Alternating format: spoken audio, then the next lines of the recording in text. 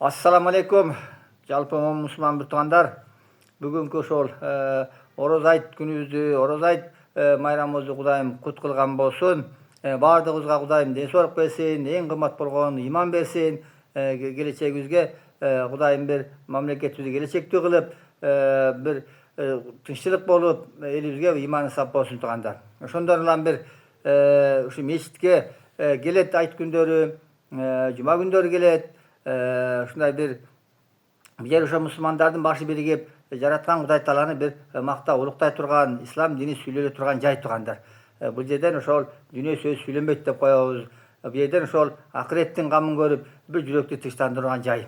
Ошондон улам сиздерге бир ушу мечитке келгендин адеби боюнча да кичине бир аз колуман келишинче бир айтып кетейин деп атам тугандар. Бул мечит Алланын жердеги эң ыйык үйү. Базар эң жаман көргөн жери Аллах Тааланычы.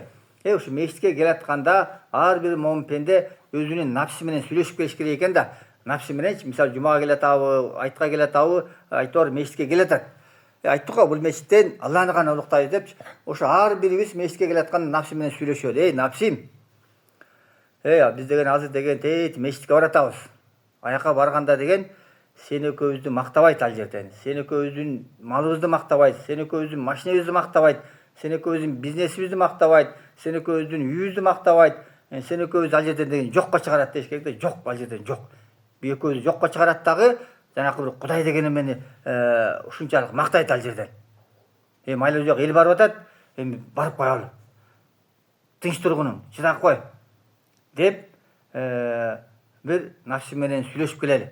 Эгерде ден соолукка байланыштуу болгон болсо, маселе жок. Анда эмне акырын унчукпай туруп чыгып кеткенге шарият жол берет тугандар. Ошон үчүн келатканда напсын тарбиялап келели. Мейли жума күнү болобу, кайсы күнү болбосун. Ошондон адам баласы бияка кенен отурат. Мен бияктан деген динди угайын деп келбедимби депчи. Бу жерге келгенде молдоке, бул молдоке ким өзү? Молдоке өзүнүн жумушу ушул. Мисалы бүгүн жакшы айтты молдоке, чын айтыш керек. Акыретти айтты, тозакты айтты, бешикти айтты, чындыкты айтты, адамдарга эскертти. Ушунун жумушу. Эгерде матариске барсак, аяктан машина жөнүндө сөз болот. Малчыга барсак, мал жөнүндө сөз болот. Дагы эмне каяка барсак, ошол жака барсак, ошого эмне тие, ошо сөз болот да туган. Мечитке келе атабызбы? Демек, молдоке эмне айтат? Алдын ала напсын тууралап койду. Аяка барсак эми ал шариятты айтат, эми ал динди айтат, эми ал деп напсыбызды алдын ала тууралап келсек, адам биякта кенен эркин алып отурганга бир мүмкүнчүлүк болот тугандар. Молдокенин жумушу ошол. Молдоке эмне? Бул акыретти эскертет, тозак бешти эскертет, адамдар жакшылыкка чакырат тугандар. Эгерде аны айтпаса, аны кылбаса, ал жумушун аткарган жок, ал жөн эле жүрөт да. Айлык алып эле жөн эле жүргөн болот тугандар. Андай болбош керек. Жаман көрө, жакшы көрө, чындыкты айтыш керек тугандар. Анын жумушу ошол. Макулбу? Мындан кийин, мындан ары дагы молдокебизди сыйлаганга аракет кылалы тугандар. Молдоке эмне деп айтты, ошону айтканга аракет кылалы.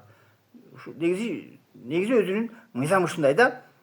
Мисалы матариске айттым го, матариске бара, койчуга бара, аяктан башка сөз болот. Бияктан дин гана туура сөз болот. Демек, молдоке ошону айтат. Бияктан молдоке чыгарма айтпайт, чыңгыз айтпай чыгармасын окубайт, жомак айтпайт, бу жерде динди айтат тугандар. Динди. Демек, алдын ала напсыбызды ошого тууралап келели демекчимин тугандар. Бардыгыбызды айтыбыз марек болсун, элибизге биримдик, ынтымак болгон болсун тугандар. Бардыгыңыздарга чоң ыраазычылык.